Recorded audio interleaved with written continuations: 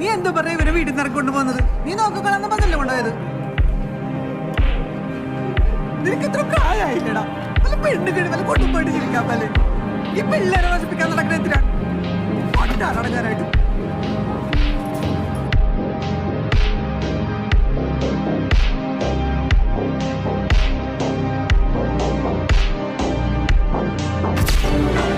സാത്താന്റെ അടുക്കളയിൽ നിന്ന് തന്റെ സുഹൃത്തിനെ രക്ഷിച്ച സിജുവിന്റെ ഈ പുണ്യപ്രവൃത്തി